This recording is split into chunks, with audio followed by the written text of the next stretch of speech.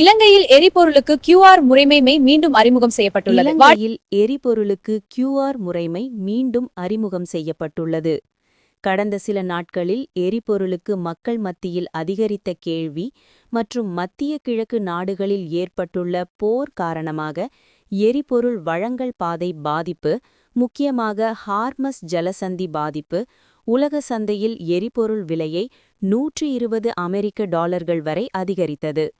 பின்னர் $95 வரை குறைவடைந்தது. இதன் காரணமாக இலங்கையில் மீண்டும் எரிபொருளுக்கு கியூஆர் முறைமை அறிமுகம் செய்யப்பட்டது.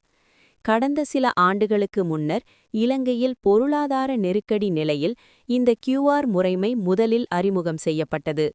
பின்னர் படிப்படியாக பொருளாதாரம் நிலைமை சீர்பெற கியூஆர் முறைமை நீக்கப்பட்டது. இன்று முதல் மீண்டும் எரிபொருளுக்கு கியூஆர் முறைமை https://fuelpass.gov.lk என்ற இணையதள முகவரியில் உங்கள் வாகனத்துக்குரிய கியூஆர் முறைமை பெற்றுக்கொள்ள முடியும். முன்னர் கியூஆர் முறைமை பயன்படுத்தியவர்கள் தங்களுடைய வாகன இலக்கம் மற்றும் தொலைபேசி இலக்கம்